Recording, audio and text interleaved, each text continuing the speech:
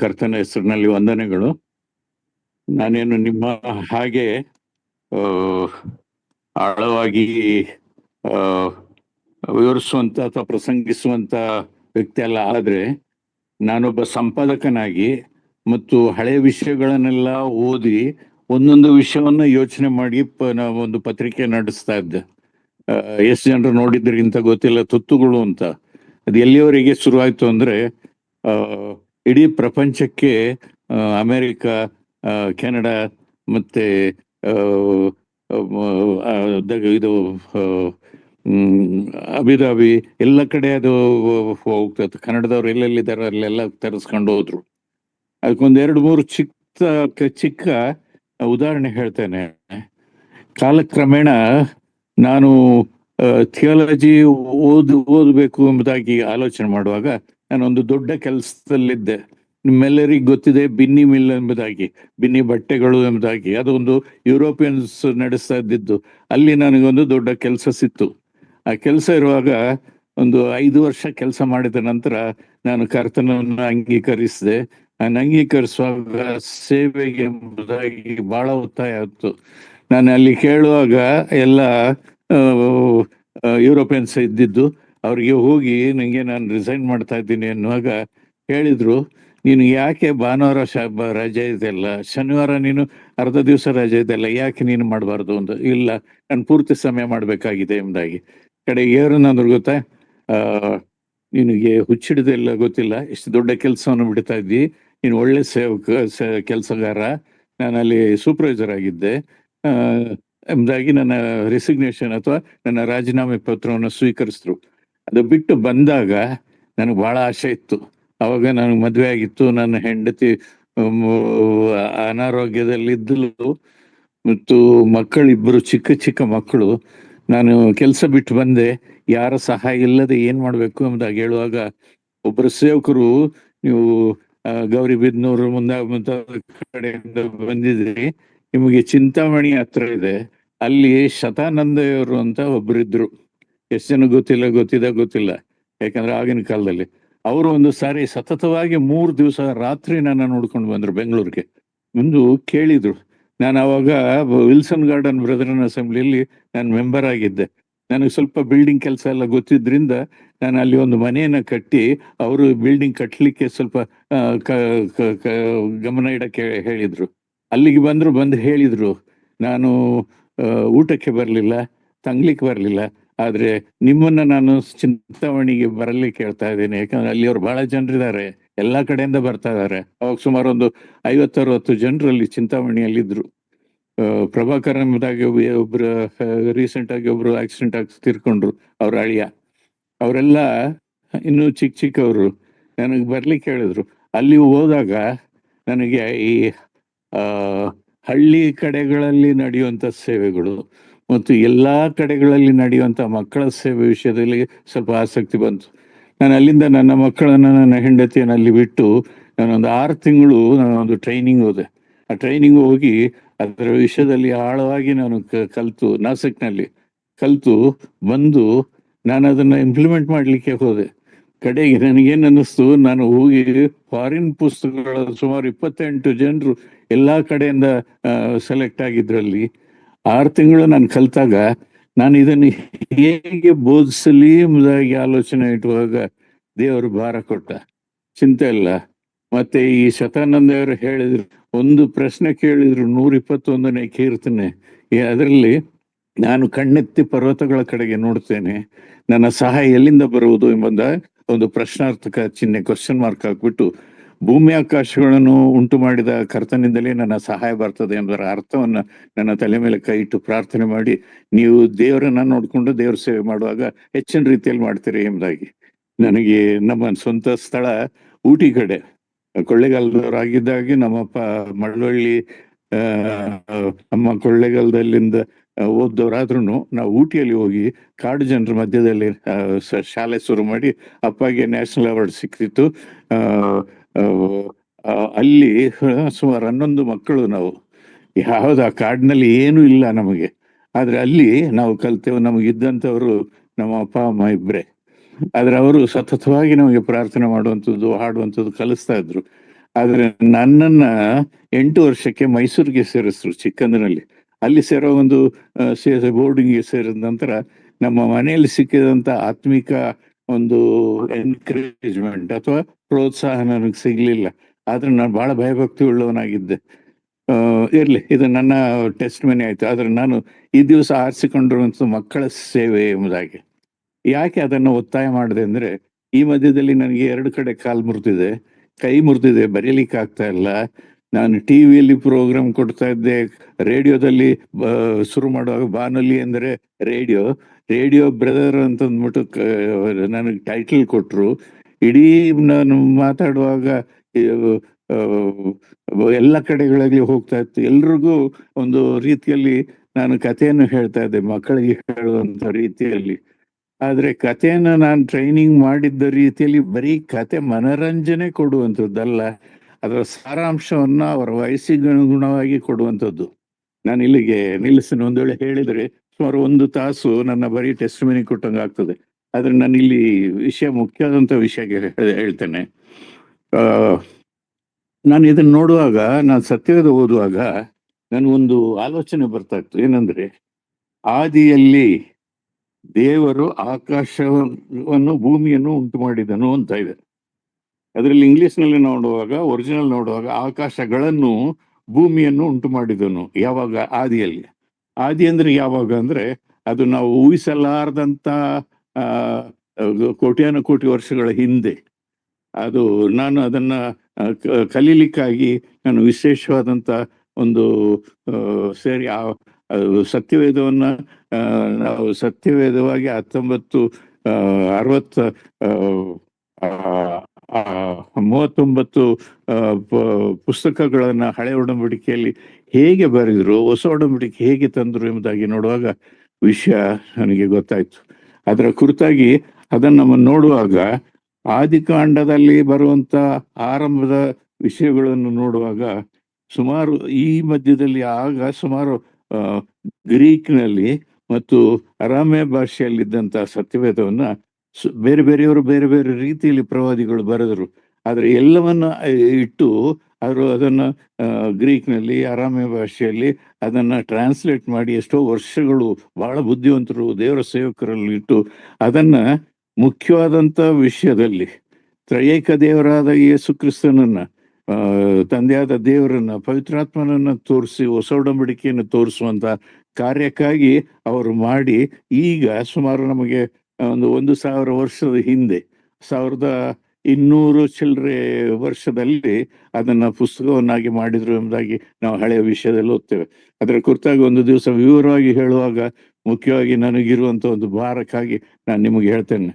ಇದಾದ ನಂತರ ನಾನು ಹೆಚ್ಚಾಗಿ ಸಾಮಾನ್ಯವಾಗಿ ಎಲ್ಲರಿಗೆ ಗುಣಪಡಿಸಲಿಕ್ಕೆ ಅಥವಾ ಮನರಂಜನೆ ಕೊಡುವಂತ ರೀತಿಯ ಪ್ರಸಂಗಗಳನ್ನು ಕೊಡ್ತಾ ಇದ್ದಂತ ಸಂದರ್ಭದಲ್ಲಿ ನಾನು ಸತ್ಯವೇದವನ್ನು ಆಳವಾಗಿ ಕಲಿಯುವಂತ ಆಸಕ್ತಿ ಉಳ್ಳಂತ ನಮ್ಮ ಬ್ರದರ್ ನರಸಿಂಹಗಳಿಗೆ ಹೋಗ್ಲಿಕ್ಕೆ ಶುರು ಮಾಡಿದೆ.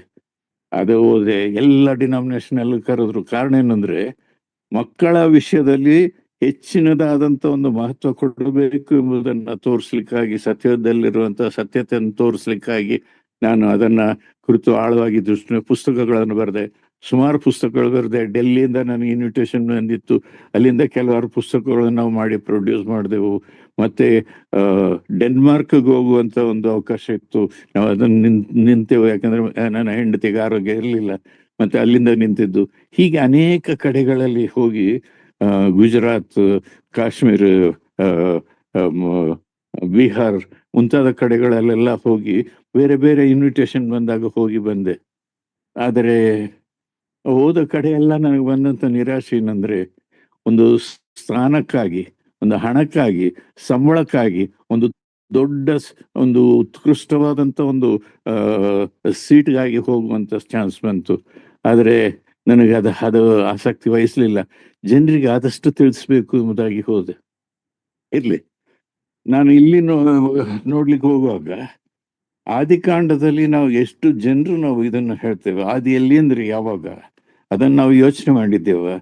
ನಾವು ಮಕ್ಕಳು, ಈಗಿನ ಮಕ್ಕಳು ಅದನ್ನ ಮಕ್ಕಳು ಎಷ್ಟು ಬುದ್ಧಿವಂತರಾಗಿದ್ದಾರೆ ಅಂದ್ರೆ, ಹಿಂದಿನ ಕಾಲದ ಹಾಗಿರ್ಲಿಲ್ಲ. ಮಕ್ಕಳು ಎಂಬುದಾಗಿ ಹೇಳುವಾಗ ಅಜ್ಜಿ ತಾತಂದಿರು ಹೇಳಿಕೊಡುವಂಥದ್ದು, ತಂದೆ ತಾಯಿಗಳು ಹೇಳಿಕೊಡುವಂಥದ್ದನ್ನ ಕಲಿತು ಬರ್ತಾ ಇದ್ದದ್ದು. ಹೀಗಾಗಿ ಆದರೆ ಈಗಿನ ಮಕ್ಕಳು ಈ ಬೇರೆ ಬೇರೆ ವೈಜ್ಞಾನಿಕ ರೀತಿಯಲ್ಲಿ ಮುಂದುವರೆದಿರುವಾಗ ಅವರಿಗೆ ದೇವರ ವಾಕ್ಯದ ಅರ್ಥ ಇಲ್ಲ. ನಾನು ಅನೇಕ ಬರದನಾಶ್ರಮಗಳಿಗೆ ಹೋದಾಗ ಸುಮಾರು 74ರಲ್ಲಿ ಎಂಬುದಾಗಿ ಕೇಳ್ತೇನೆ. ಆವಾಗ ನಾನು ಶಿವಮೊಗ್ಗಕ್ಕೆ ಹೋಗಿರುವಾಗ ನಮ್ಮ CBC ಸೈಮನ್ ಅವರು ಕರ್ತನನ್ನು ಸ್ವೀಕರಿಸಿದ್ರು ಎಂಬುದಾಗಿ ಅವರು ಹೇಳ್ತಾರೆ, ನನಗೆ ನೆನಪಿಲ್ಲ. ಹೀಗಾಗಿ ಭದ್ರಾವತಿ, ಶಿವಮೊಗ್ಗ, ಹಾಸನ ಎಲ್ಲ ಕಡೆಗಳಲ್ಲಿ ಹೋಗಿ ನಾನು ಮಾಡ್ತಾ ಇದ್ದೆ ದೇವರ ವಾಕ್ಯ. ನನ್ನ ಮುಖ್ಯವಾದ ಉದ್ದೇಶ ಮಕ್ಕಳು ಸುಲಭವಾಗಿ ಅರ್ಥ ಮಾಡಿಕೊಳ್ಳುವಂತ ರೀತಿಯಲ್ಲಿ ಹೇಳಲಿಕ್ಕೆ ನಾನಾ ರೀತಿಯ ಚಿತ್ರಗಳು, ನಾನಾ ರೀತಿಯ ಆಟ ಪಾಠಗಳು, ನಾನಾ ರೀತಿಯ ಮಕ್ಕಳ ಮಾನಸಿಕವಾದಂಥ ವಿಷಯಗಳನ್ನ ತಿಳ್ಕೊಳ್ಳುವಂಥ ವಿಷಯ ಹೇಳ್ತಾ ಇದ್ದೆ. ಈ ದಿವಸ ನಾನು ನೋಡುವಾಗ ನಮ್ಮ ಬ್ರದರ್ನ ಅಸೆಂಬ್ಲಿಯಲ್ಲಿ ಮಕ್ಕಳೇ ಬರ್ತಾ ಇಲ್ಲ ಸಂಡೇ ಸ್ಕೂಲ್ಗೆ. ಬೇರೆ ಬೇರೆ ಅಲ್ಲಿ ಕಡೆ ಪಕ್ಷ VBS ಎಂಬುದಾಗಿ ಬರ್ತಾ ಇದ್ದಾರೆ. ಅಲ್ಲಿ ಕೂಡ ಬರೀ ಹಾಡುಗಳು, ಆಟಗಳು, ಊಟ ತಿಂಡಿಗಳು ಮಾತ್ರ ಕೊಡ್ತಾ ಇದ್ದಾರೆ, ದೇವರ ವಾಕ್ಯ ಕೊಡ್ತಾ ಇಲ್ಲ. ಆದ್ರೆ ಸತ್ಯವಿದ್ದ ನಿಜವಾದಂತ ಅರ್ಥ ಏನಂದ್ರೆ, ಮಕ್ಕಳನ್ನ ಚಿಕ್ಕಂದಿನಲ್ಲೇ ನಡೆಸುವಾಗ ಅವರು ಮುಂದೆ ದೃಢರಾಗ್ತಾರೆ ಎಂಬುದಾಗಿ. ಅದಕ್ಕೆ ಒಂದು ಚಿಕ್ಕ ಉದಾಹರಣೆ. ನನಗೆ 6 ವರ್ಷದ ಹಿಂದೆ ನನಗೆ ಅಮೆರಿಕದಿಂದ ನನಗೊಂದು ಇನ್ವಿಟೇಷನ್ ಬಂತು.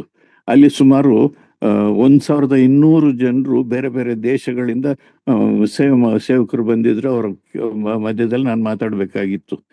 ಮಾತಾಡುವಾಗ ವಿಶೇಷವಾಗಿ 4ರಿಂದ 14 ವರ್ಷದ ಮಕ್ಕಳಿಗೆ ಯಾವ ರೀತಿಯಲ್ಲಿ ನಾವು ಕಲಿಸ್ಬೇಕು ಎಂಬುದರ ಕುರಿತಾಗಿ 414 ಎಂಬುದಾಗಿ ಹೇಳುವಂತ ಒಂದು ಕಾರ್ಯಕ್ರಮಕ್ಕೆ ಕರೆದ್ರು.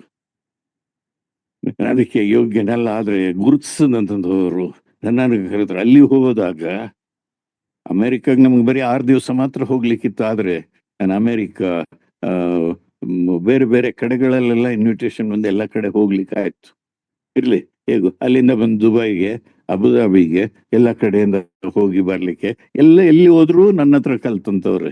ಒಂದು ಚಿಕ್ಕ ಉದಾಹರಣೆ ಹೇಳ್ತೇನೆ. ಅಮೆರಿಕ ಅಂತ ದೊಡ್ಡ ಪಟ್ಟಣ. ನಾನು ಕೆಲವರು 1-2-3 ನಾವು ಹಾಗೆ ಅಲ್ಲಿ ಒಂದು ಪ್ರಪಂಚಕ್ಕೆ ಹೆಸರುವಾಸಿಯಾದಂತ ಒಬ್ಬ ದೊಡ್ಡ ಪಾರ್ಕ್ ಇದೆ. ಅದು ಆ ಪಾರ್ಕ್ನ ಅಲ್ಲಿ ನೋಡೋಣ ಎಂಬುದಾಗಿ ಹೋದಾಗ ಸ್ವಲ್ಪ ಮೆಟ್ಲು ಹತ್ತಬೇಕಾಗಿತ್ತು. ನಾನಂದೆ ನನ್ನ ಕೈಲಿ ಹತ್ಲಿಕ್ಕೆ ಆಗಲ್ಲಪ್ಪ, ನೀವು ಹೋಗಿ ಎಂಬುದಾಗಿ ನಾನು ಕೆಳಗಡೆ ಒಂದು ಮರದ ಕೆಳಗಡೆ ನಿಂತಿದ್ದೆ. ಆಗ ಒಬ್ರು ಬಂದ್ರು, ಬಂದು ಇಂಗ್ಲಿಷ್ನಲ್ಲಿ ಕೇಳಿದ್ರು, ನೀವು ಯಾವ ದೇಶದವರು ಅಂದಾಗ ನಾನು ಇಂಡಿಯಾ ದೇಶದವ್ರು. ಇಂಡಿಯಾದಲ್ಲಿ ಎಲ್ಲಿ? ಬೆಂಗಳೂರು. ಓ, ಬೆಂಗಳೂರಿನವ್ರ, ನೀವು ಇಲ್ಲಿ ಬಂದಿದ್ದು ಅಲ್ಲಿಂದ ಇಲ್ಲಿಗೆ ಬಂದ್ರ ಇದನ್ನ ನೋಡ್ಲಿಕ್ಕೆ ಎಂದು? ಇಲ್ಲ, ನಾವು ಇಲ್ಲಿ ಈ ಒಂದು ಮೀಟಿಂಗೋಸ್ಕರ ನ್ಯೂಯಾರ್ಕ್ಗೆ ಬಂದ್ವಿ. ಮತ್ತೆ ನೀವು ಏನ್ ಮೀಟಿಂಗು? ಮಕ್ಕಳ ಮಧ್ಯದಲ್ಲಿ. ಸರ್, ನಿಮಗೂ ಮಕ್ಕಳಿಗೂ ಏನ್ ಸಂಬಂಧ? ನನ್ನ ಮಕ್ಕಳ ಮಧ್ಯದಲ್ಲೇ ಸೇವೆ ಮಾಡ್ಲಿಕ್ಕೆ ನಾನು ಒಪ್ಪಿಸಿಕೊಟ್ಟಿದ್ದೇನೆ. ಸರಿ, 4ರಿಂದ 14 ಅಂತನ್ನುವಾಗ ನಾನು ಅವ್ರ ಹತ್ರ ಮಾತಾಡುವಾಗ ಅವರ ಪಕ್ಕದಲ್ಲಿ ನಿಂತಿದ್ದಂತ ಅವರ ಪತ್ನಿ ಹಾಗೂ ಅವರ ತಾಯಿ ಐಸ್ ಕ್ರೀಮ್ ತಿಂತ ನಿಂತಿದ್ರು. ನಾನು ಇವರಂತ, ಹಾಗಿದ್ರೆ ನಾವು ಬೀದರ್ನ ಸಮೀಪದಲ್ಲಿ ಇಲ್ಲಿಗೆ ಬಂದು 45 ವರ್ಷ ಆಯ್ತು ನಾವು, ಮತ್ತೆ ಹೋಗ್ಲಿಲ್ಲ. ನೀವು ಕನ್ನಡ ಮಾತಾಡ್ತೀರ, ಯಾವ ಭಾಷೆ ಮಾತಾಡ್ತೀರ? ಕನ್ನಡ ಎಂಬುದಾಗಿ ಹೇಳುದು. ಅಯ್ಯೋ, ನಾವು ಕನ್ನಡಕ್ಕೆ ಎಂಬುದಾಗಿ ಹೇಳುವಾಗ ಐಸ್ ಕ್ರೀಮ್ ತಿಂತಾ ಇದ್ದಂತ ವಯಸ್ಸಾದಂತ ಒಬ್ಬಮ್ಮ ಅವರು ನೇರವಾಗಿ ಬಂದು ಅವ್ರು ತಿಂತಾ ಇದ್ದದನ್ನು ಸ್ಪೂನ್ ತೆಗೆದು ಐಸ್ ಕ್ರೀಮ್ ನನಗೆ ತಿನ್ನಿಸಿ ಹೇಳಿದ್ರು, ನೀವು ರೇಡಿಯೋದಲ್ಲಿ ಮಾತಾಡ್ತಾ ಇದ್ದದ್ದು ಕೇಳಿ ಇನ್ನೂ ನೆನಪಿದೆ ಎಂಬುದಾಗಿ. ಅಮೆರಿಕದಲ್ಲಿ ನನ್ನನ್ನು ಗುರ್ತಿಡಿಲಿಕ್ಕೆ ಎಷ್ಟು ಜನ ಅಲ್ಲಿಂದ ನೋಡಿದ್ರೆ ಬೇರೆ ಬೇರೆ ಕಡೆಗಳಿಂದ ಬಂದಂತ ಪಾಸ್ಟರ್ಗಳು ಅವರೆಲ್ಲ ನಾನು ನಿಮ್ಮ ಹತ್ರ ಕಲಿತೆ, ನಾನು ನಿಮ್ಮ ಮುಖಾಂತರವಾಗಿ ಕರ್ತನನ್ನು ಅಂಗೀಕರಿಸ್ತೆ ಚಿಕ್ಕಂದಲ್ಲಿ ಎಲ್ಲರೂ ಹೇಳುವಂತವ್ರೆ. ನಾನು ಅದನ್ನು ಹೇಳುವಾಗ ನನ್ನ ಒಂದು ಪರಿಸ್ಥಿತಿಯನ್ನು ಎಲ್ಲರಿಗೆ ಹೇಳುವಂತ ಒಂದು ರೀತಿ, ಅದೇ ಒಂದು ದೊಡ್ಡ ಕಥೆ ಆಗ್ತದೆ. ಬೇರೆ ಬೇರೆ ಕಡೆಗಳೆಲ್ಲ ಆದಂಥದ್ದು. ಕಡೆಗೆ ನನಗೆ ಒಂದು ಆಕ್ಸಿಡೆಂಟ್ ಆಗಿ ಕಾಲು ಕೈ ಎಲ್ಲ ಮುರಿತು, ತಲೆಗೆ ಏಟು ಬಿತ್ತು. ಯಾಕಂದ್ರೆ ಅದು ಸೈತನ್ನೊಂದು ಕಾರ್ಯ, ಬಸ್ನಿಂದ ಆಕ್ಸಿಡೆಂಟ್ ಆಗಿದ್ದು. ಮತ್ತೆ ಕೈ 2 ಸಾರಿ ಮುರಿತು, ಬರೀಲಿಕ್ಕೆ ಆಗಬಾರ್ದು ಎಂಬುದಾಗಿ. ಮತ್ತೆ ಬೇರೆ ಏನೂ ಮಾಡದೆ ನಾನು ಇದುವರೆಗೂ ನಾನು ಯಾರನ್ನೂ ಹಣ ಕೊಡಿ ಸಹಾಯ ಮಾಡಿ ಎಂಬುದಾಗಿ ಕೇಳದೆ ಇದುವರೆಗೂ ನಾನು ಈ 68 ವರ್ಷಗಳಿಂದ ಸೇವೆ ಮಾಡ್ತಾ ಇದ್ದೇನೆ. ದೇವರ ಆಶೀರ್ವದಿಸಿದ್ದಾನೆ. ನನಗೆ 2 ಮಕ್ಕಳು, ಇಬ್ರು ದೊಡ್ಡ ದೊಡ್ಡ ಉದ್ಯೋಗಗಳಲ್ಲಿದ್ದಾರೆ. ಮೊಮ್ಮಕ್ಕಳು ಎಲ್ಲ ಇಂಜಿನಿಯರ್ಗಳಾಗಿದ್ದಾರೆ. ಆದ್ರೆ ನಾನು ನನ್ನ ಪತ್ನಿ ತೀರ್ಕೊಂಡ ನಂತರ ನಿಮಗೆ ಅನೇಕರಿಗೆ ಗೊತ್ತಿದೆ, ದಂಡುಪಾಳ್ಯ ಕಳ್ಳರು ಎಂಬುದಾಗಿ ಬಹಳ ಹೆಸರುವಾಸಿಯಾದಂಥ ಕಳ್ಳರು. ಅವರ ಮಧ್ಯದಲ್ಲಿ ಸೇವೆ ಮಾಡ್ಲಿಕ್ಕೆ ಎಂಬುದಾಗಿ ಭಾರ ಬಂತು.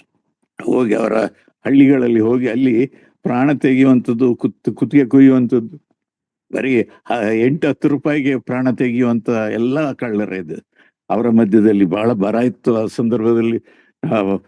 ಬೇರೆ ಬೇರೆ ಸಹಾಯಗಳನ್ನ ತೆಗೆದು ಅವರೆಲ್ಲರಿಗೆ ಒಂದೊತ್ತು ಹಾಲು ಕೊಟ್ಟು, ಗಂಜಿ ಕೊಟ್ಟು, ಮಕ್ಕಳಿಗೆಲ್ಲ ಇದು ಮಾಡಿದೆ. ಎಲ್ಲರನ್ನು ಪ್ರೀತಿ ಸಂಪಾದಿಸಿದೆ. ಈ ದಿವಸ ಅಲ್ಲಿ ನನಗೇ ಗೊತ್ತಿಲ್ಲ, ಅಲ್ಲಿಯ DC ಒಬ್ರು ನನಗೆ ಬರ್ಲಿಕ್ಕೆ ಹೇಳಿದ್ರು. ನಾನು ಅಲ್ಲೋದಾಗ ಜೊತೆಯಲ್ಲಿ ಇಬ್ರು ರೆವಿನ್ಯೂ ಇನ್ಸ್ಪೆಕ್ಟರ್ಗಳಿದ್ರು. ಹೋದಾಗ ಸೈನ್ ಮಾಡಿ ಅಂದ್ರು. ಯಾಕೆ ಅಂತ ಕೇಳಿದೆ. ನೀವು ಪೊಲೀಸ್ನವ್ರು ಮಾಡದೇ ಇರೋದ ಅಂತ ಅನೇಕ ಕಾರ್ಯಗಳನ್ನು ನೀವು ಮಾಡಿದ್ದೀರಿ. ಅಲ್ಲಿ ಯಾರು ಪೊಲೀಸ್ನವ್ರು ಹೋಗ್ಲಿಕ್ಕೆ ಭಯ ಪಡ್ತಾ ಇದ್ರು. ನೀವು ಅಂತ ಸ್ಥಳದಲ್ಲಿ ಬಂದು ನಿಮ್ಗೆ 10 ಎಕರೆ ಜಮೀನ್ ಕೊಡ್ತೇವೆ ಎಂಬುದಾಗಿ ಬರೀ ಸೈನ್ ಮಾಡಿ 10 ಎಕರೆ ಜಮೀನ್ ಕೊಟ್ರಿ. ಇದು ಯಾವಾಗ ಒಂದು ಸುಮಾರು 40-45 ವರ್ಷದ ಹಿಂದೆ. ಯಾಕೆ ಇದನ್ನು ಹೇಳಿದೆ ಅಂದ್ರೆ, ಅಲ್ಲಿ ಏನಾದ್ರೂ ಮಾಡ್ಬೇಕು ಎಂಬುದಾಗಿ ಆಗಿ ಅಲ್ಲಿದ್ದಂತ ಬೀಸಾಡಲ್ಪಟ್ಟಂತ ಮಕ್ಕಳು, ಮನೆಯಿಂದ ಕಳಿಸಿದಂತ ಯಾರು ಗತಿ ಇಲ್ದದವ್ರನ್ನ ಸಾಕಿ ಬಂದೆ. ಅದರಲ್ಲಿ ಈ ದಿವಸ ಅನೇಕರು ಇದ್ದಾರೆ.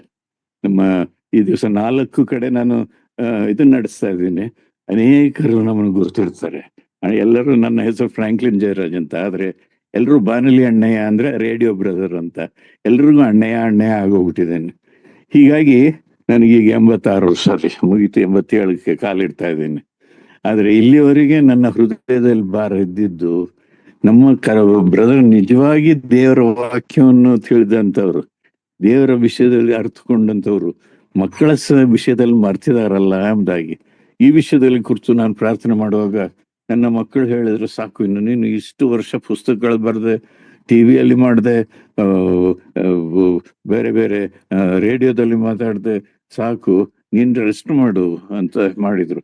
ಆದ್ರೆ ಈಗ ಕೈ ಕಾಲೆಲ್ಲ ಮುರ್ಕೊಂಡಿದ್ರಿಂದ ಮನೆಯಲ್ಲಿದ್ದೇನ್ರಿ. ಅದು ಸುಮ್ಮನಿರಬಾರ್ದು ಎಂಬುದಾಗಿ ಒಬ್ಬರಿಗೊಬ್ರು ಬೇರೆ ಬೇರೆ ಚರ್ಚ್ಗಳಲ್ಲಿ ಕರಿತಾ ಇದಾರೆ. ನಾನು ಎಲ್ಲೂ ಹೋಗ್ಲಿಲ್ಲ. ಇನ್ನೊಂದು ಮಾಡಿದ್ರೆ ಏನು ಗೊತ್ತರೆ, ಶಿವಮೊಗ್ಗ ಯಾವ್ದದು ಕೆಲವು ಕಡೆಗಳಿಂದ ನನಗೆ ಲೆಟರ್ಗಳು ಬಂತು. ಏನಂದ್ರೆ, ನೀವು ನಮಗೆ ಮಕ್ಕಳ ಸೇವೆಗೆ 10 ದಿವಸ ನಿಮ್ಮ ಹೆಸರಾಗ್ತೀವಿ, ನೀವು ಬಂದು ನಡೆಸ್ಕೊಡ್ಬೇಕು. ಸರಿ, ನಾನು ಇನ್ನೂ ಉತ್ತರ ಕೊಡ್ಲಿಲ್ಲ. ಅದು ನಮ್ಮ ಬ್ರದರ್ನ ಅಸೆಂಬ್ಲಿಯಿಂದಾನೇ ನನಗೆ ಇನ್ವಿಟೇಷನ್ ಬಂತು, ಅವರ ಮುಖಾಂತರವಾಗಿ.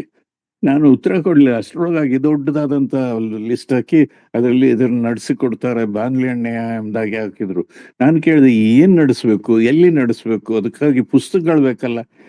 ನಾವು 5 ದಿವಸಕ್ಕೆ ಮಾಡ್ತೀವ್ರಿ, ಅದಕ್ಕೆ ನಿಮ್ಮ ಹೆಸರಿದ್ರೆ ಎಲ್ರೂ ಬಹಳ ಜನ ಮಕ್ಕಳು ಸೇರ್ತಾರೆ. ನಾನು ಹೇಳಿದೆ, ನಾನು ಸುಮ್ಮನೆ ಬಾಯಿ ತೆರೆದು ಅವರಿಗೆ ಬೋಧಿಸುವಂಥದ್ದಲ್ಲ.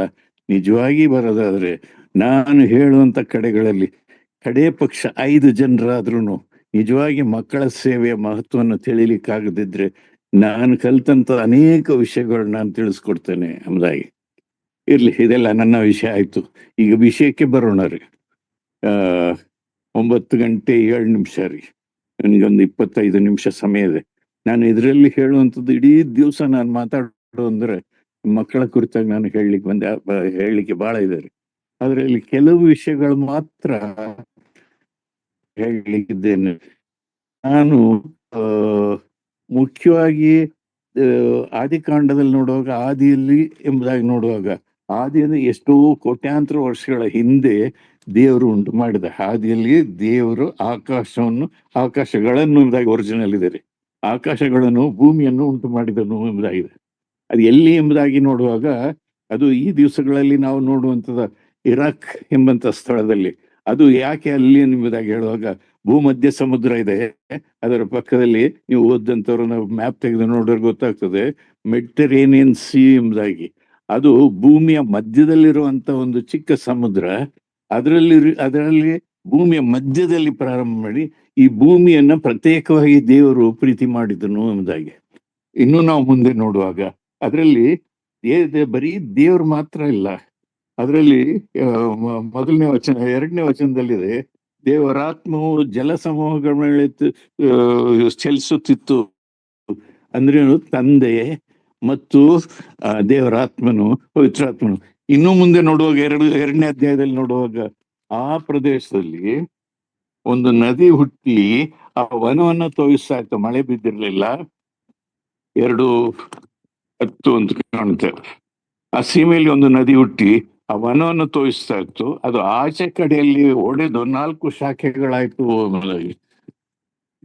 ಸತ್ಯವೇದವನ್ನು ನಾನು ಆಳವಾಗಿ ನಾನು ತಿಳಿಸುವಾಗ ಎಲ್ಲ ಕಡೆಗಳಲ್ಲಿ ಕೆಲವರು ಆಸಕ್ತಿ ಉಳ್ಳವರು ಇಡೀ ರಾತ್ರಿ ಕೇಳ್ತಾರೆ. ಅದರಲ್ಲಿ ಈ 4 ನದಿಗಳ ಕುರಿತಾಗಿ ಹೇಳುವಾಗ ಸಂಪೂರ್ಣವಾಗಿ ಯೇಸು ಕ್ರಿಸ್ತನ ಒಂದು ಛಾಯೆ, ಒಂದು ಚಿತ್ರ ಅದರಲ್ಲಿ ನಾವು ನೋಡ್ಬೋದಾಗಿದೆ. 46ನೇ ಕೀರ್ತನೆ ಮತ್ತು ಇದರಲ್ಲಿ ಹಳೆ ಒಡಂಬಡಿಕೆ ಸತ್ಯವೇದದಲ್ಲಿ ಎಲ್ಲೆಲ್ಲಿ ನದಿ ಎಂಬುದಾಗಿದೆ ಆ ಪ್ರಕಟಣೆಗಳವರೆಗೂ ನದಿಯ ಕುರಿತಾಗಿ ಯೇಸು ಕ್ರಿಸ್ತನ ಕಾರ್ಯವನ್ನು ತಿಳಿಸುವಂಥದ್ದಿದೆ. ಈಗ ಉದಾಹರಣೆಗೆ ಅಲ್ಲಿ ನಾವು ಸತ್ಯವೇದವನ್ನು ಓದುವಾಗ ನಾವು ಮಕ್ಕಳಿಗೆ ಹೀಗೆ ಹೇಳಿಕೊಡುವಂಥದ್ದು. ಹೀಗೆ ನಾವು ಹೇಳಿದ್ರೆ ಅನೇಕರಿಗೆ ಅರ್ಥವಾಗ್ಲಿಕ್ಕಿಲ್ಲ. ಅದನ್ನ ಮಕ್ಕಳಿಗೆ ಮಕ್ಕಳ ಥರದಲ್ಲಿ ಹೇಳಲಿಕ್ಕೆ ಹೀಗೆ ಮಾಡ್ತೇನೆ. ನಮ್ಮ ಬಲಗೈಯನ್ನು ತೆಗೆದು 3 ಬೆರಳುಗಳನ್ನು ಒಟ್ಟಿಗೆ ಇಟ್ಟು ಕಿರುಬೆರಳು ಮತ್ತು ತೋರು ಬೆರಳುಗಳನ್ನು ಹೀಗಿಟ್ರೆ ಒಂದು ಮುಖದಾಗ ಒಂದು ಮೊಲದ ಮುಖ ಕಾಣ್ತದೆ, ಹೌದಲ್ರಿ? ಅದರಲ್ಲಿ ನಾವು ಸತ್ಯವೇದದ ಹಳೆಯ ಒಡಂಬಡಿಕೆಯ 39 ಪುಸ್ತಕಗಳನ್ನು ಡಿವೈಡ್ ಮಾಡುವಂಥದ್ದು. ಮೊದಲನೇದು 2 ಬೆರಳುಗಳನ್ನು ನೋಡುವಾಗ ಎರಡಕ್ಕೆ ಒಂದು ಧರ್ಮಶಾಸ್ತ್ರ, ಎರಡನೇದು ಪದ್ಯ ಭಾಗ ಎಂಬುದಾಗಿ. ಈ 3 ಅದರಲ್ಲಿ 12 ಕ್ಷಮಿಸಿ 2 ಪುಸ್ತಕಗಳು, ಇದು 10, 12, 22, 22, 3, 25 ಅಲ್ಲ, ಈ 3 5 ಭಾಗ. ಕ್ಷಮಿಸಿ, ಅದು ಇಲ್ಲ. ಈ 2 ಇದೆಲ್ಲ 2 ಬೆರಳುಗಳು. ಇದರಲ್ಲಿ ಆದಿಕಾಂಡ, ವಿಮೋಚನ ಕಾಂಡ, ಯಾಜಕಾಂಡ, ಧರ್ಮೋಪದೇಶಕಾಂಡ, ಈ 5 ಕಾಂಡಗಳನ್ನು ಕುರಿತಾಗಿ ತಿಳಿಸುವಂಥದ್ದು. ಅದನ್ನ ಬಹಳ ಆಳವಾಗಿ ತಿಳಿಸಿ ಬೇಕಾದಷ್ಟು ಪುಸ್ತಕಗಳನ್ನ ಅವರು ಸುರುಳಿಗಳನ್ನ ಅವರು ಪಡೆದಿದ್ದಾರೆ. ಆದರೆ ಎಲ್ಲವನ್ನೂ ವಿವರಿಸ್ಲಿಕ್ಕೆ ಆಗ್ಲಿಲ್ಲ. ಈ ದಿವಸ ಸತ್ಯವೇದ ನಮ್ಮ ಕೈಯಲ್ಲಿರುವಂಥದ್ದು ನೋಡಿದ್ರೆ ಹಿಂದೆ ಸತ್ಯವೇದ ಎಂಬುದಾಗಿ ಹೇಳುದು ಎಷ್ಟೋ ಕ್ರೈಸ್ತ ಸತ್ಯವೇದ ಕಲಿಯಲಾರ್ದಂತ ರೀತಿಯಲ್ಲಿ ಬೆಳವಣಿಗೆ ಆಗಿದ್ದಾರೆ. ಉದಾಹರಣೆ ಕ್ಯಾಥಲಿಕ್ನವ್ರಿಗೆ ಬೇರೆ ರೀತಿಯಲ್ಲಿದೆ. ಅವರು ಸತ್ಯವೇದದಲ್ಲಿ 47 ಪುಸ್ತಕಗಳನ್ನು ಮಾಡ್ಕೊಂಡಿದ್ದಾರೆ. ಆದ್ರೆ ನಮ್ಮಲ್ಲಿ ಈ 3 ಎಂಬುದಾಗಿ ನೋಡುವಾಗ ಈ 3 ಮುಖ ಇರುವಂಥದ್ದು 3 ಮತ್ತು 5 ಪದ್ಯ ಭಾಗ, 5 ಹಿರಿಯ ಪ್ರವಾದಿಗಳು ಎಂಬುದಾಗಿ ಈ 3 ಮುಖಗಳು. ಈ ಕಿರುಬೆರಳು ಮತ್ತು ತೋರು ಬೆರಳುಗಳು 12 ಎಂಬುದಾಗಿ. 12 ಅಂದ್ರೆ 12 ಪ್ರವಾದನ ಚರಿತ್ರ ಭಾಗ, ಇನ್ನೊಂದು 12 ಕಿರಿಯ ಪ್ರವಾದಿಗಳು. ಆ 3 ಎಂಬುದಾಗಿ 5 ಅನ್ನುವಾಗ 3 ಧರ್ಮ ಕಾಂಡಗಳು, 5 ಕಾಂಡಗಳು, 5 ಹಿರಿಯ ಪ್ರವಾದಿಗಳು ಮತ್ತು 5 ಪದ್ಯ ಭಾಗ ಎಂಬುದಾಗಿ. ಹಾಗಿದ್ರೆ ಇದನ್ನ ನಾವು ಮಕ್ಕಳಿಗೆ ತಿಳಿಸಿಕೊಡುವಾಗ ಅವ್ರ ತಲೆಯಲ್ಲಿ ಇರ್ತದೆ. ಒಂದು ಚಿಕ್ಕ ಉದಾಹರಣೆ ಹೇಳ್ತೇನ್ರಿ. ನಾನು ಕಲಿಸುವಾಗ ನಾನು ಬಹಳ ಕಡೆ ಬರೀ ಟೀಚರ್ಸ್ ಟ್ರೈನಿಂಗೇ ನಡೆಸ್ತಾ ಇದ್ದೆ. ಮಕ್ಕಳ ಮಧ್ಯೆ ಬಹಳ ಜನರು ಬಂದರು. ಆದ್ರೆ ಅವರು ಇಲ್ಲಿ ಕಲ್ತದ್ದನ್ನ ಮಕ್ಕಳಿಗೆ ಹೇಳಿದ್ರು. ಅನೇಕ ಚಿತ್ರಗಳು, ಅನೇಕ ರೀತಿಯ ಮ್ಯಾಜಿಕ್ ರೀತಿಯಲ್ಲಿ ದೇವರ ವಾಕ್ಯ ಹೇಳುವಂತ ರೀತಿಯಲ್ಲಿ, ಮತ್ತು ಸುಮಾರು 150 ಹಾಡುಗಳು, ಮಕ್ಕಳ ಹಾಡುಗಳನ್ನು ಕಟ್ಟಿ ಅದನ್ನ ನಾವು ಮಾಡಿ ಎಲ್ಲರಿಗೂ ಕೊಟ್ಟೆ.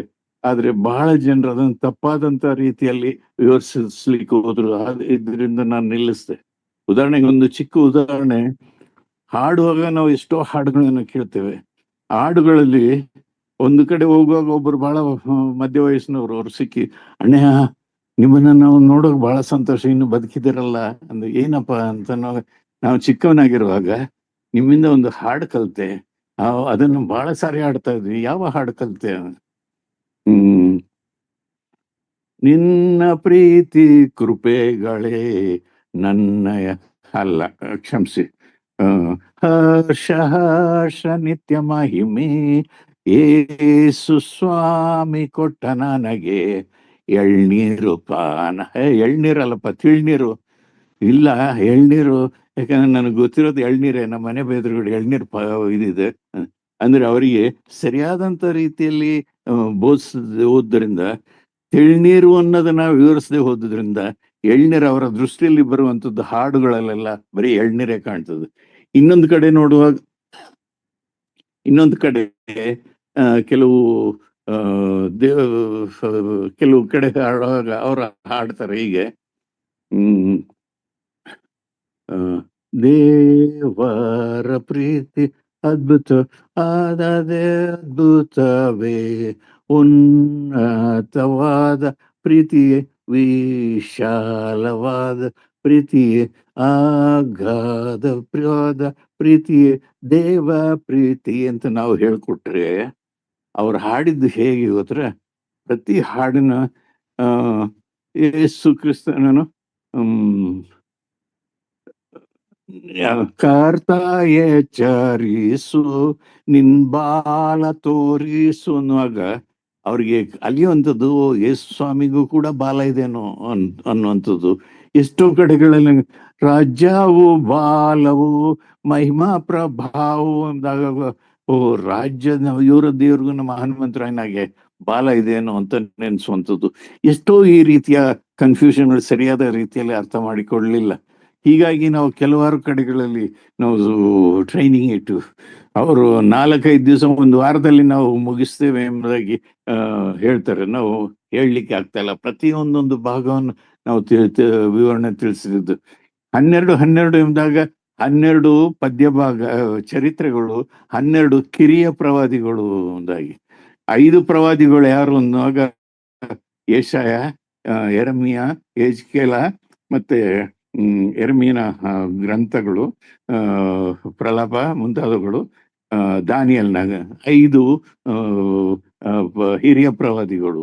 ಅದರಲ್ಲಿ ನೋಡುವಾಗ ಹಳೆಯ ಕಾಲದ ಎಲ್ಲಾ ವಿಷಯಗಳು ಅದರಲ್ಲಿರುವಂಥದ್ದು ನೋಡ್ತೇವೆ. ಒಂದು ಚಿಕ್ಕ ಉದಾಹರಣೆ, ದೇವರು ಏದೆನ್ ತೋಟವನ್ನು ಉಂಟು ಮಾಡಿದ್ರು. ದೇವರು ಉಂಟು ಮಾಡಿದ್ರು ಎಷ್ಟು ಲಕ್ಷಾಂತರ ಕೋಟ್ಯಾಂತರ ಧ್ರುವಗಳನ್ನು ಉಂಟು ಮಾಡಿದ್ರು. ದೇವರು ಅದರಲ್ಲಿ ಭೂಮಿಯನ್ನ ಆರಿಸಿಕೊಂಡು ಭೂಮಿಯ ಮಧ್ಯ ಭಾಗದಲ್ಲಿ, ಅಲ್ಲಿ ಇರಾಕ್ ಪ್ರದೇಶದಲ್ಲಿ ಏದೆನ್ ತೋಟವನ್ನು ಮಾಡಿದ್ರು ಎಂಬುದಾಗಿ ನಾವು ಮೊನ್ನೆ ಒಂದು ಪುಸ್ತಕವನ್ನು ಓದ್ತಾ ಇದ್ದೆ. ನಾನು ಪತ್ರಿಕೆಯಲ್ಲಿ ಹಾಕುವಾಗ ಅದರ ಹಿನ್ನೆಲೆಗಳು, ವರ್ಷಗಳನ್ನ ಓದ್ತಾ ಇದ್ದೆ. ಇರಾಕ್ ಎಂಬಂತ ಪ್ರದೇಶ ನಮ್ಮ ಚರಿತ್ರೆಯಲ್ಲಿ ಓದುವಾಗ ಈ ರೇಖಾಂಶ ಈ ಕೊಟ್ಟರೊಂದು ರೇಖಾಂಶ ಇನ್ನೊಂದು ಇದೆಲ್ಲ ಅದು 0 ಡಿಗ್ರಿಯಲ್ಲಿ ಬರುವಂಥದ್ದು. ಅಂದ್ರೆ ಭೂಮಿಯ ಮಧ್ಯಭಾಗದಲ್ಲಿ ಅಲ್ಲಿ ಸುಮಾರು 31 ವಿಷಯಗಳನ್ನ ಅಲ್ಲಿರುವಂಥದ್ದು ನಾವು ತೆಗೆದು ನನ್ನ ಪತ್ರಿಕೆಯಲ್ಲಿ ಹಾಕಿದ್ದೆ. 31 ವಿಷಯಗಳು ಆ ಇರಾಕ್ನಲ್ಲೇನೆ ಏದೇನು ಉಂಟು ಮಾಡಿದ್ದು, ಇರಾಕ್ನಲ್ಲೇ ಕಾಯಿನ ಹೇಬೆಲ್ನ ಕಾರ್ಯಗಳಾಗಿದ್ದು, ಇರಾಕ್ನಲ್ಲೇ ದೇವರು ಏದೇನ್ ತೋಟದಿಂದ ಮನುಷ್ಯನನ್ನು ಹೊರಗಡೆ ತಂದಿದ್ದು, ಇರಾಕ್ನಿಂದನೇ ಎಲ್ಲಾ ವಿಷಯಗಳಾಗಿದ್ದು, ಆ ಇರಾಕ್ನಲ್ಲೇ ದೊಡ್ಡದಾದಂತ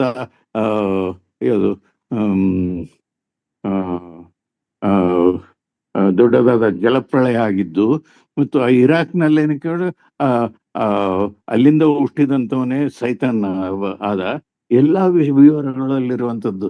ಆದ್ರೆ ಅದನ್ನೆಲ್ಲ ವಿವರಿಸುವಾಗ ಕೇಳುವಂಥವ್ರಿಗೆ ಹಾಗಿದ್ರೆ ನಾವು ಮಾಡುವಂಥದ್ದು ಏನು ಎಂಬುದಾಗಿ ಹೇಳ್ತೇವೆ. ಈ ದಿವಸಗಳಲ್ಲಿ ನಾವು ಕೇಳ್ತೇವೆ, ಬರೀ ವಾಕ್ಯದಲ್ಲಿ ಇರುವಂತ ಅನೇಕ ವಿಷಯಗಳನ್ನು ಒಂದೊಂದು ಮಾತ್ರ ನಾವು ಕಲಿತೇವೆ. ಆದ್ರೆ ಮಕ್ಕಳಿಗೆ ಕಲಿಸುವಾಗ, ಹಾಗಿದ್ರೆ ಮಕ್ಕಳಿಗೆ ಅರ್ಥ ಆಗ್ತದಾ ಎಂಬುದಾಗಿ ನೋಡುವಾಗ, ಆ ಮಕ್ಕಳಿಗೆ ವಿವಿಧ ರೀತಿಯಲ್ಲಿ 1ರಿಂದ 4, 4ರಿಂದ 14, 14ರಿಂದ 18, 18 ಆದ್ಮೇಲೆ ಈ ವಿವರಿಸಿ ಅವರವರ ಮಟ್ಟಕ್ಕೆ ತಕ್ಕ ಹಾಗೆ ನಾವು ಬೋಧಿಸುವಂಥದ್ದು ನಾವು ಕಲಿಸುತ್ತಾ ಬಂದೆವು. ಅದಕ್ಕಾಗಿ ಪುಸ್ತಕಗಳನ್ನು ಬರೆದು 414 ಎಂಬುದಾಗಿ. 1ರಿಂದ ಈ ದಿವಸಗಳಲ್ಲಿ ನಾನು ಇಸ್ರೇಲ್ ಚರಿತ್ರೆಯನ್ನು ಓದ್ತಾ ಇದ್ದೆ. ಯಾಕಂದ್ರೆ ಅಲ್ಲಿ ಯುದ್ಧಗಳಾಗ್ತಾ ಇದೆಲ್ಲ. ಓದುವಾಗ ಅಲ್ಲಿ ಆ ಇಸ್ರೇಲ್ ಇರುವಂಥದ್ದು ಎಂತ ಎಲ್ಲ ಸಣ್ಣ ಸಣ್ಣ ಸುಮಾರು 21 ಬೇರೆ ಬೇರೆ ರಾಜ್ಯಗಳಿರುವಂಥದ್ರಲ್ಲಿ ಇಸ್ರಾಯೇಲ್ಗೆ ಬರೀ ಒಂದು ಇಷ್ಟು ಭಾಗ, ಮುಕ್ಕಾಲು ಭಾಗ ಮರಳಿರುವಂತ ಜಾಗದಲ್ಲಿ ಎಲ್ಲರೂ ಸೇರಿದಾರಂತೆ. ಇಸ್ರಾಯೇಲ್ ಒಂದು ಇಡೀ ಪ್ರಪಂಚ, ಅಮೆರಿಕವನ್ನು ಕೂಡ ನಡುಗಿಸುವಂತ ಮತ್ತು ಇರಾನ್ನನ್ನ ಪಕ್ಕ ವಿರೋಧಿಗಳಾದ ಇರಾಕನನ್ನು ಕೂಡ ಅಲುಗಾಡಿಸುವಂತ ಸ್ಥಿತಿಯಲ್ಲಿ ಇರೋದು, ಇನ್ನು ಯುದ್ಧ ಆಗ್ತಾ ಇರೋದನ್ನು ನಾವು ನೋಡ್ತೇವೆ. ಇದನ್ನೆಲ್ಲ ನೋಡುವಾಗ ಒಂದು ಆಲೋಚನೆ ಬಂತು, ಆದಿಯಲ್ಲಿ ದೇವರು ಆಕಾಶಗಳನ್ನು ಭೂಮಿಯನ್ನು ಉಂಟು ಮಾಡಿದನು ಎಂಬುದಾಗಿ. ಹಾಗಿದ್ರೆ ಭೂಮಿ ಕೂಡ ದೇವರು ಉಂಟು ಮಾಡಿದ ಒಂದು ಧ್ರುವಗಳಲ್ಲಿ ಒಂದು, ಆಕಾಶದಲ್ಲಿ ಉಂಟು ಮಾಡಿದಂತ ಬೇಕಾದಷ್ಟು ಹೇಗೆ ನಂಬುವಂಥದ್ದು ಹೇಗೆ ಎಂಬುದಾಗಿ ಹೇಳುವಾಗ, ಮೊನ್ನೆ ಚಂದ್ರಲೋಕಕ್ಕೆ ಹೋಗಿ ಬಂದವರು ಅಲ್ಲಿ ಒಂದು ಪ್ರದೇಶಕ್ಕೆ ಹೋಗ್ಲಿಲ್ಲ. ಯಾಕೆಂದ್ರೆ ಅಲ್ಲಿ ಏಲಿಯನ್ಸ್ ಎಂಬಂತ ತಳ್ಳಲ್ಪಟ್ಟಂತ ದೂತರುಗಳು ದೇಹವಿಲ್ಲದೆ ಇರುವಂತ ಆಕಾರದಲ್ಲಿ ಫ್ಲೈಯಿಂಗ್ ಸಾಸರ್ಸ್ ಅಂತ ಹಾರಾಡುವ ತಟ್ಟೆಗಳಲ್ಲಿ ಇರುವಂತದ್ದು, ಅವರನ್ನು ನೋಡಿ ಭಯಪಟ್ಟು ಬಂದಂತ ವಿಷಯಗಳು ನಾವು ಚರಿತ್ರೆಯಲ್ಲಿ ನೋಡ್ತೇವೆ. ಹೀಗೆ ದೇವರಿಂದ ತಳ್ಳಲ್ಪಟ್ಟವ್ರು ಹೇಗೆ ಗೊತ್ತಾಗ್ತದೆ ಅಂತ ಹೇಳುವಾಗ ಎಜ್ಕೇಲನ ಗ್ರಂಥದಲ್ಲಿ ನಾವು ನೋಡ್ತೇವೆ, ದೇವರು ಎಷ್ಟೊಂದು ದೊಡ್ಡವನು. ಅದಕ್ಕಿಂತ ಮುಂಚಿತವಾಗಿ 5 ಕಾಂಡಗಳಲ್ಲಿ ದೇವರು ತನ್ನ ಒಂದು ಮಹಿಮೆಯನ್ನ, ತನ್ನ ಒಂದು ಸ್ಥಾನವನ್ನ ತೋರಿಸಿಕೊಡ್ತಾನೆ. ದೇವರು ಏದೇನ್ ತೋಟದಲ್ಲಿ ಮನುಷ್ಯನ ಉಂಟು ಮಾಡುವ ನಮ್ಮ ಹೋಲಿಕೆಗೆ ಸರಿಯಾಗಿ ಉಂಟು ಮಾಡೋಣ ಅಂದಾಗ, ಯಾರು ನಮ್ಮ ಹೋಲಿಕೆ ಅಂದ್ರೆ ಎಷ್ಟು ಜನರು? ತಂದೆ, ಮಗ, ಪರಿಶುದ್ಧಾತ್ಮ, ಮೂವರು ಆದಿಕಾಂಡದ 1ನೇ ಅಧ್ಯಾಯದಲ್ಲಿರುವಂಥದ್ದು ನಾವು ನೋಡ್ತೇವೆ. ಹಾಗಿದ್ರೆ ಮನುಷ್ಯನನ್ನ ಸಪರೇಟ್ ಆಗಿ ಹೆಣ್ಣು ಗಂಡು ಎಂಬುದಾಗಿ ಉಂಟು ಮಾಡಲಿಲ್ಲ. ಮನುಷ್ಯನನ್ನು ಉಂಟು ಮಾಡಿ ಅವನ ಪಕ್ಕೆಯಿಂದ ತೆಗೆದ್ರು ಅಷ್ಟೇ, ತಲೆಯಿಂದ ತೆಗೆಯಲಿಲ್ಲ, ಕಾಲಿಂದ ತೆಗೆಯಲಿಲ್ಲ. ಪಕ್ಕೆಯಿಂದ ಉಂಟು ಮಾಡಿ ಅವರಿಬ್ರು ಒಂದೇ ದೇಹವನ್ನಾಗಿ ಮಾಡಿದ್ರು. ಆದ್ರೆ ದೇವರು ಒಂದು ನೋಡು, ನಾವು ಪಾಯಸವನ್ನು ತಿನ್ನುವಾಗ ಬರೀ ಪಾಯಸ ತಿಂತ ಇದ್ರೆ ಜೊತೆಗೆ ವಡೆ ಇದ್ರೆ ಅದು ರುಚಿ ಜಾಸ್ತಿ. ಹಾಗೆ ದೇವರು ಬರೀ ತನ್ನ ಒಂದು ಮಹಿಮೆಯನ್ನ ತೋರಿಸ್ತಾ ಇದ್ರೆ ಅದನ್ನ ತಿಳ್ಕೊಳ್ಳಿಕ್ಕೆ ಸಾಧ್ಯ ಇಲ್ಲ ಎಂಬುದಾಗಿ ಸೈತಾನಿಗೆ ಸ್ವಲ್ಪ ಸ್ಥಳ ಕೊಟ್ರು. ಹೇಗೆ ಕೊಟ್ರು ಅಂದ್ರೆ, ಎಜ್ಕೇಲನ ಗ್ರಂಥ 37ನೇ ಅಧ್ಯಾಯದಲ್ಲಿದೆ, ದೇವರು ತನ್ನ ಮಹಾಸಿಂಹಾಸನದ ಮೇಲೆ ಕುಳಿತಿರುವಾಗ, ಎಜ್ಕೇಲನ ಗ್ರಂಥ ಯಾವಾಗ ಬರ್ತದೆ? ಈಗ ಮೊನ್ನೆ ಹಾಗಿದ್ರೆ ಇದು ಹಿರಿಯ ಪ್ರವಾದಿಗಳು ಎಂಬುದಾಗಿ ಯೆಶಾಯ, ಎಜ್ಕೇಲ, ಯೆರೆಮೀಯ, ಪ್ರಲಾಪಗಳು ಮತ್ತು ದಾನಿಯೇಲ್ ಎಲ್ಲಾ ಭವಿಷ್ಯಗಳು, ಹಳೆಯ ವಿಷಯಗಳೆಲ್ಲ ಇರುವಂತದ್ದನ್ನ ಅಲ್ಲಿ ಅವರು ಕರ್ತನಿಂದ ಪ್ರೇರೇಪಿಸಲ್ಪಟ್ಟು ಬರ್ಸಂತವ್ರು. ಯಾಕೆಂದ್ರೆ ನಿಮಗೆ ವಿವರವಾಗಿ ಹೇಳ್ತೇನೆ, ಎಷ್ಟು ಜನಕ್ಕೆ ಅರ್ಥ ಆಗ್ತದೆ ಗೊತ್ತಿಲ್ಲ. ಅದು ಯಾಕೆಂದ್ರೆ ನಾವು ಎಷ್ಟೋ ಸಾರಿ ನಮ್ಮ ಸಭೆಗಳಲ್ಲಿ ಬರೀ ದೊಡ್ಡವರನ್ನು ಮಾತ್ರ ಹೇಳ್ತೇವೆ. ಆ ದೊಡ್ಡವರು ಮಾಡುವಾಗ ಆ ಚಿಕ್ಕ ಮಕ್ಕಳಿಗೆ ಯಾವಾಗ ಹೇಳ್ಬೇಕು ಅನ್ನುವಂಥದ್ದು ದೇವರು ಸ್ಪಷ್ಟವಾಗಿ ತಿಳಿಸಿದ್ದಾನೆ. 1-2 ವಿಷಯಗಳನ್ನು ನಾನು ಹೇಳಿ ಮುಗಿಸ್ತೇನೆ. ಮುಗಿಸುವಂಥದ್ದು ಏನಿಲ್ಲ, ಆದ್ರೆ ಹೇಳಲಿಕ್ಕೆ ಬೇಕಾದಷ್ಟಿದೆ. ಅದರಲ್ಲಿ ದೇವರು ನನಗೆ ಕೊಟ್ಟದ್ದು ಮತ್ತಾಯನ ಸುವಾರ್ತೆಯಲ್ಲಿ ಯೇಸು ಸ್ವಾಮಿ ಹೇಳಿದ್ದು 18ನೇ ಅಧ್ಯಾಯದಲ್ಲಿ, ಈ ಚಿಕ್ಕವರಲ್ಲಿ ಒಬ್ಬನನ್ನಾದ್ರೂ ತಾತ್ಸಾರ ಮಾಡಬಾರ್ದು. ನೋಡ್ರಿ, 18ನೇ ಅಧ್ಯಾಯ ಮತ್ತಾಯನ ಸುವಾರ್ತೆ. ಕ್ಷಮಿಸಿ, ನನಗೆ ಪುಸ್ತಕವನ್ನು ಬಿಚ್ಚಲಿಕ್ಕೂ ಆಗದೆ ಇದ್ದಷ್ಟು ಕೈಗೆ ಪೆಟ್ಟಾಗಿದೆ. ಅದರಲ್ಲಿ ನಿಮಗೆ ತಿಳಿಸ್ತೀನಿ. ಮತ್ತಾಯನ ಸುವಾರ್ತೆ ಇದನ್ನು ದಯಮಾಡಿ ಪ್ರಾರ್ಥನಾ ಪೂರ್ವಕವಾಗಿ ಓದ್ರಿ ಎಂಬುದಾಗಿ ಕೇಳ್ತೇನೆ. 18ನೇ ಅಧ್ಯಾಯದ 14ನೇ ವಚನದಲ್ಲಿದೆ, ಹಾಗೆ ಈ ಚಿಕ್ಕವರಲ್ಲಿ ಒಬ್ಬನಾದ್ರೂ ಕೆಟ್ಟು ಹೋಗುವುದು ಪರಲೋಕದಲ್ಲಿರುವ ನಿಮ್ಮ ತಂದೆಯ ಚಿತ್ತವಲ್ಲ, ಯೇಸು ಸ್ವಾಮಿ ಹೇಳುವಂಥದ್ದು. ಅದೇ ಸಮಯದಲ್ಲಿ 18ನೇ ಅಧ್ಯಾಯದಲ್ಲಿ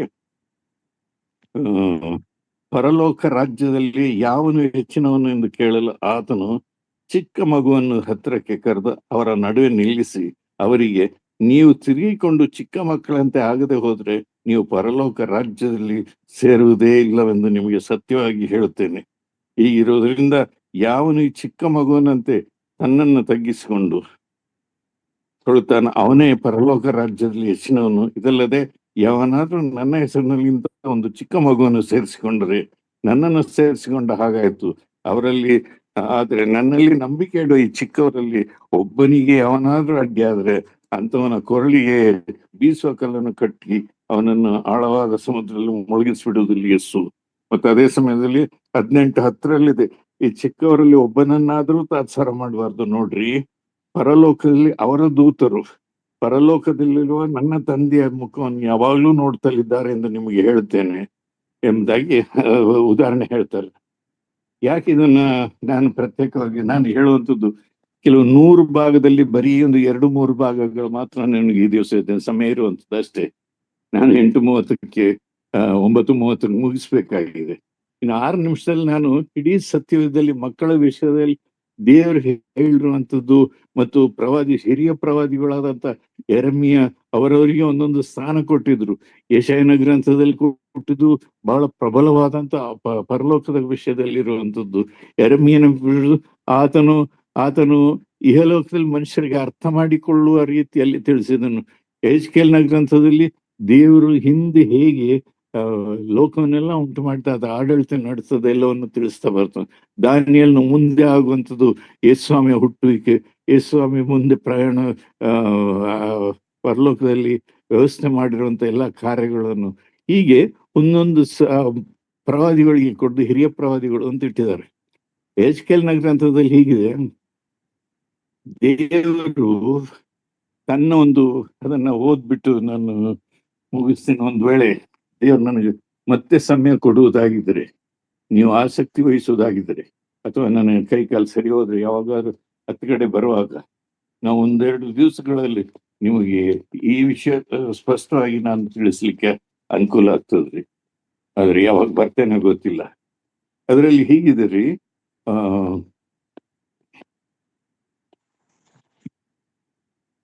ಯೆಹೆಜ್ಕೇಲ 18ನೇ ಅಧ್ಯಾಯದಲ್ಲಿ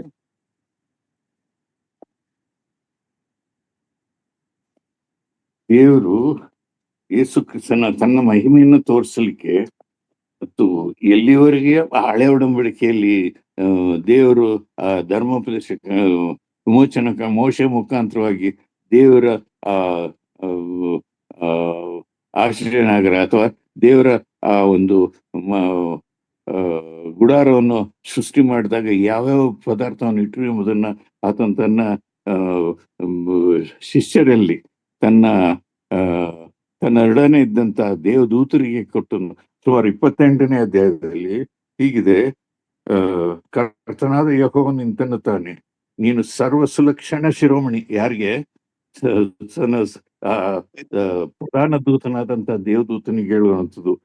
ಪೂರ್ಣ ಜ್ಞಾನಿ, ಪರಿಪೂರ್ಣ ಸುಂದರ, ದೇವರ ಉದ್ಯಾನವನವಾದ ಏದೆನ್ನಲ್ಲಿ ನೀನಿದ್ದಿ. ಮಾಣಿಕ್ಯ, ಪುಷ್ಯರಾಗ, ಪಚ್ಚೆ, ಪೀತರತ್ನ, ಬೇರುಲ, ವೈಡೂರ್ಯ, ನೀಲ ಕೆಂಪರಲು, ಸ್ಫಟಿಕ, ಈ ನವರತ್ನಗಳಿಂದ ಭೂಷಿತನಾಗಿದ್ದಿ.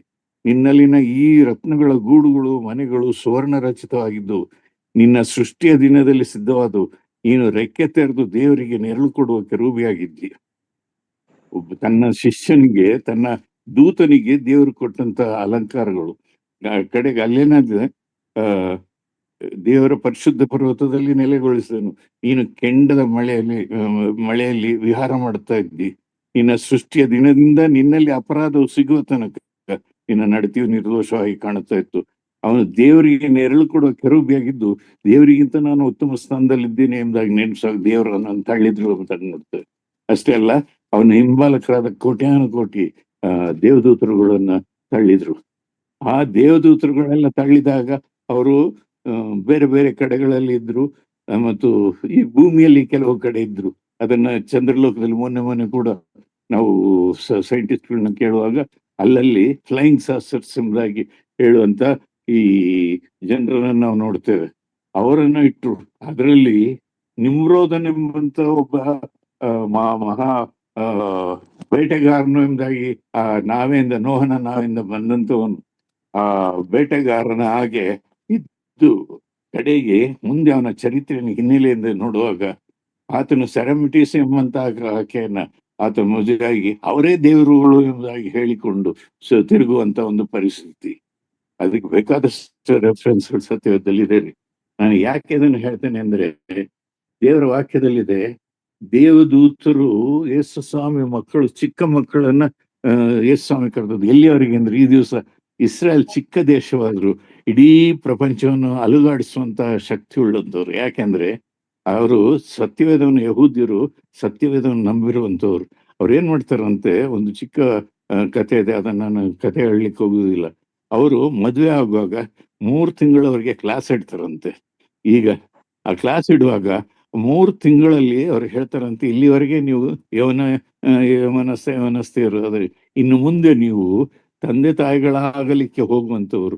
ಈಗ ಹೋಗುವಾಗ ನೀವು ಒಂದು ಪ್ರಮಾಣ ಮಾಡ್ಬೇಕೇನಂದ್ರೆ, ಪ್ರತಿ ದಿವಸ ನೀವು ಎದ್ದು ದೇವರ ವಾಕ್ಯವನ್ನು, ಮದುವೆ ಆದಾಗ್ಲಿಂದ ದೇವರ ವಾಕ್ಯವನ್ನು ಓದುವಂಥದ್ದು, ಹಾಡುವಂಥದ್ದು, ಗಿಟಾರ್ ಇಟ್ಟು ಹಾಡುವಂಥದ್ದು ಮಾಡಿ, ಆವಾಗಲಿಂದ ಆ ಮಗು, ಗರ್ಭದಲ್ಲಿರುವಂಥ ಮಗುವಿಗೆ ಬೋಧಿಸ್ಬೇಕು ಎಂಬುದಾಗಿ ಆಲೋಚನೆ ಮಾಡಿ ಮಕ್ಕಳ ವಿಷಯದಲ್ಲಿ ಎಷ್ಟೊಂದು ಆಸಕ್ತಿ ವಹಿಸಿದ್ರು. ಈ ದಿವಸ ಕೂಡ ಮಕ್ಕಳು, ಎಳೆಯ ಮಕ್ಕಳು ತಾಯಂದಿರನ್ನ, ತಂದೆಗಳನ್ನ ಪ್ರೀತಿಸುವಷ್ಟು ಬೇರೆ ಯಾರನ್ನು ಪ್ರೀತಿಸುವುದಿಲ್ಲ ಅಲ್ಲದೆ. ಯಾವ ಪ್ರಾಣಿ ಆಗ್ಲಿ ಅವರ ತಂದೆ ತಾಯಿಗಳನ್ನು ಮಾತ್ರ ಪ್ರೀತಿಸು. ಆದ್ರೆ ನಮ್ಮ ಮಕ್ಕಳು ಎಲ್ಲೋಗಿದ್ದಾರೆ? ಯೆರೆಮೀಯನು ಹೀಗೆ ಹೇಳ್ತಾನೆ, ರಾತ್ರಿ 1 ಜಾವದಲ್ಲಿ ಎದ್ದು ಗೋಳಾಡಿರಿ, ಹಸುವಿಂದ ಮೂರ್ಛೆ ಹೋಗಿರು, ನಮ್ಮ ಮಕ್ಕಳ ಪ್ರಾಣವನ್ನು ಉಳಿಸಬೇಕೆಂದು ಕೈ ಎತ್ತಿ ದೇವರ ಹತ್ರ ಬೇಡ್ಕೊಳ್ರಿ ಎಂಬುದಾಗಿ. ಕಾರಣ ಏನಂದ್ರೆ, ಮಕ್ಕಳನ್ನ ತಾತ್ಸಾರ ಮಾಡಿದ್ದೇವೆ. ಮಕ್ಕಳಿಗೆ ಬೇರೆ ಬೇರೆ ವಿಷಯಗಳಲ್ಲಿ ಬೇರೆ ಬೇರೆ ರೀತಿಯಲ್ಲಿ ಅವರು ಬೆಳೆಯಲಿಕ್ಕೆ ಬಿಟ್ಟಿದ್ದೇವೆ. ದೇವರ ವಾಕ್ಯವನ್ನು ಹೇಳಿಲ್ಲ. ಈ ದಿವಸ ತಂದೆ ತಾಯಿಗಳು ಕಡೆಯ ಪಕ್ಷ ಆ ಮಕ್ಕಳಿಗೋಸ್ಕರ ದೇವರ ಹತ್ರ ಬೇಡಿಕೊ, ಸ್ವಾಮಿ ನಮ್ಮ ಕೈ ಮೀರಿದೆ, ನಾವು ಮಕ್ಕಳಿಗೆ ಬೋಧಿಸ್ಲಿಕ್ಕೆ ಸಾಧ್ಯ ಇಲ್ಲ ಎಂಬುದಾಗಿ ಕೇಳುವಾಗ ದೇವರು ಸಹಾಯ ಮಾಡ್ತಾನೆ. ದೇವರು ಈ ದಿವಸ ಇಡೀ ಪ್ರಪಂಚದಲ್ಲಿ ಹೆಸರು ಕೊಟ್ಟನು. ಆದ್ರೂ ಸೈತಾನ್ ಸುಮ್ಮನಿಲ್ಲ. ಕಡೆ ಪಕ್ಷ ಒಂದು 4-5 ಕಡೆ ಆಕ್ಸಿಡೆಂಟ್ಗಳಾಗಿ ನನ್ನ ಕೈ ಕಾಲುಗಳನ್ನೆಲ್ಲ ಮುರಿತು. ನಾನು ಇರುವಂತದ್ದು ಸ್ವಲ್ಪ ಎತ್ತರವಾದಂತ ವ್ಯಕ್ತಿ. ಒಂದು ಸಾರಿ ನಮ್ಮ ಸೈಮನಯ್ಯ ಕೂಡ ಬಂದ್ರು, ಮನೆಗೆ ಬಂದು ನನ್ನ ಆ ಕೈ ಕಾಲು ಮುರಿದಿರುವಂಥದ್ದನ್ನು ನೋಡಿ ಹೋದ್ರು. ಯಾಕೆ ಹೇಳ್ತೇನೆ ಅಂದ್ರೆ, ಸೈತಾನಿಗೆ ಇಷ್ಟ ಇಲ್ಲ ಆದಷ್ಟು ತೊಂದರೆ ಕೊಡ್ಬೇಕು ಎಂಬುದಾಗಿ, ಎಲ್ಲರನ್ನು ತನ್ನ ಒಂದು ಬಂಧನದಲ್ಲಿ ಇರಿಸ್ಬೇಕು ಎಂಬುದಾಗಿ ಪ್ರಯತ್ನ ಪಡ್ತಾನೆ. ಆದ್ರೆ ಅದಕ್ಕೆ ದಾರಿ ಕೂಡ ಸತ್ಯದಲ್ಲಿದೆ. ನಾನು ಇನ್ನೊಂದು ಸಾರಿ ಹೇಳ್ತೇನೆ, ಸಮಯ ಆಗಿದೆ. ದೇವರ ವಾಕ್ಯಗಳನ್ನು ಆಶೀರ್ವಿಸಲಿ. ಎಲ್ಲಿಯವರೆಗೆ ಕಡೆ ಪಕ್ಷ ನಾವು ಇರುವಂತವ್ರು ಒಂದು 10-15 ಜನರು, ಕಡೆ ಪಕ್ಷ ಪ್ರತಿ ದಿವಸ ನಾವು ಕಣ್ಣೀರಿಟ್ಟು ನಮ್ಮ ಮಕ್ಕಳ ಪ್ರಾಣವನ್ನು ಉಳಿಸು ಸ್ವಾಮಿ ಎಂಬುದಾಗಿ ಕೇಳುವಾಗ ದೇವರು ನಮ್ಮ ಪ್ರಾರ್ಥನೆಯನ್ನು ಕೇಳ್ತಾನ್ರಿ. ಈ ದಿವಸ ಯಾರೂ ತಂದೆ ತಾಯಿಗಳಿಗೆ ಮರ್ಯಾದೆ ಕೊಡುವಂತವ್ರು ಇಲ್ಲ. ಮೊಬೈಲ್ ಮುಂತಾದವುಗಳನ್ನು ಇಟ್ಟುಕೊಂಡು ಅದಕ್ಕೆ ಮರ್ಯಾದೆ ಕೊಡ್ತಾರೆ. ತಂದೆ ತಾಯಿಗಳು ಕೂಡ ಮಕ್ಕಳನ್ನು ದೊಡ್ಡ ವಿದ್ಯಾವಂತರನ್ನು ದೊಡ್ಡ ಸ್ಥಿತಿಗೆ ತರಬೇಕು ಎಂಬುದಾಗಿ ಆಲೋಚನೆ ಮಾಡ್ತಾರೆ. ಆದ್ರೆ ಮಕ್ಕಳ ಅಭಿವೃದ್ಧಿಗಾಗಿ ದೇವರ ಮಕ್ಕಳಾಗ್ಲಿ ಎಂಬುದಾಗಿ ಪ್ರಾರ್ಥನೆ ಮಾಡುವಂತವ್ರು ಇಲ್ಲ. ಅನೇಕ ವಿಷಯಗಳು ನಮ್ಮ ಸಂತೋಷ ಸಾಕ್ಷಿಗೆ ಹೇಳೋದು. ನಮ್ಮ ತಂದೆಗೆ 11 ಜನ ಮಕ್ಕಳು, ತಂದೆ ತಾಯಿಗೆ ಅವ್ರು ನಮ್ಮನ್ನು ಹೇಗೆ ಬೆಳೆಸ್ತರು ಎಂಬುದಾಗಿ ಹೇಳುವಾಗ, ಹೆಚ್ಚು ಕಡಿಮೆ ನನ್ನ ತಂಗಿಯರೆಲ್ಲ, ತಂಗಿಯರು ಜಾಸ್ತಿ, 6 ಜನ ತಂಗಿಯರು, 3 ತಮ್ಮಂದಿರು, 2 ತಮ್ಮಂದಿರು ಇಲ್ಲ, ಒಬ್ಬ ತಮ್ಮ ಇದ್ದಾನೆ. ಎಲ್ಲ ದೊಡ್ಡ ದೊಡ್ಡ ಸ್ಥಿತಿಯಲ್ಲಿದ್ದಾರೆ. ತಂಗಿಯರೆಲ್ಲ ದೊಡ್ಡ ದೊಡ್ಡ ಕೆಲಸಗಳಲ್ಲಿದ್ದವರು. ಅವರು ರಿಟೈರ್ಡ್ ಆದ ನಂತರ ಎಲ್ಲರೂ ಸೇವೆ ಮಾಡ್ತಾ ಇದ್ದಾರೆ. ಯಾಕೆ ಅದನ್ನು ಹೇಳ್ತೇನೆ ಅಂದ್ರೆ, ನನ್ನ ತಂಗಿಯರು ಮಾತ್ರ ಎಂಬುದಾಗೆಲ್ಲ. ಈ ದಿವಸ ನಾನು ಹೇಳುವಾಗ ಬಹಳ ಜನರು ನನ್ನ ದೇವರ ವಾಕ್ಯವನ್ನು ಚಿಕ್ಕಂದಿನಲ್ಲಿ ಕೇಳ್ತಂತವ್ರು ಇದ್ದಾರೆ. ನಮ್ಮ ಮಕ್ಕಳು ಏನಾಗ್ತಾ ಇದ್ದಾರೆ? ದಯಮಾಡಿ ಇದನ್ನು ಕುರಿತು ಆಲೋಚನೆ ಮಾಡೋಣ.